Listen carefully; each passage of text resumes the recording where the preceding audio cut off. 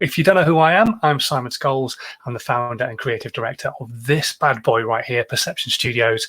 We're an award-winning visual marketing agency, and we help brands and businesses create content that helps them stand out on their social media content, be it video, animation, area work, all that kind of stuff. But also a few years ago, it became quite obvious to me that smaller brands and businesses needed help as well with what they could do themselves for free.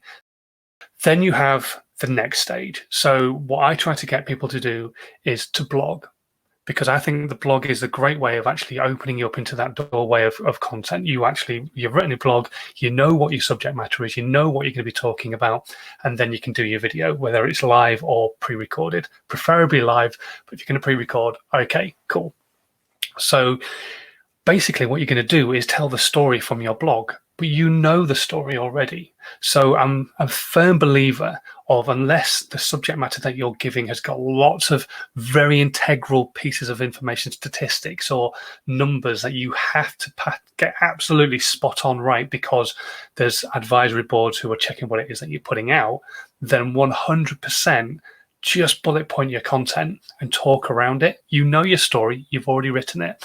That way then you can become a little bit more you. And yes, there might be some mistakes in there. Yes, you might and err a little bit, but that's human. To err is to human, as they say.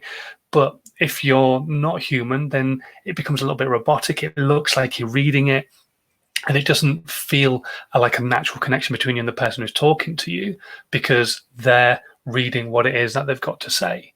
So, for example, some of the stuff that's coming up on here right now, Ed Reed saying, what if your internet isn't strong enough to do live video? Not saying mine's not good enough, but of course, with lockdown, the internet connection has got worse as companies can't handle. It just feels like you're reading to people. Whereas if I just took a quick glance at that and went, okay, talking about the internet, and I just went, so what if your internet's not good enough? Obviously, most people's is, and it just becomes more natural. You're talking around the subject matter rather than talking it. Just try and talk around your bullet points. Like I say, you know the story of your blog. You know what your content's going to be about. You've already written it. That's why I get people to do blogging first, because it helps them move into that next segment of creating video content. It helps you break down that barrier of, what the hell am I going to be talking about?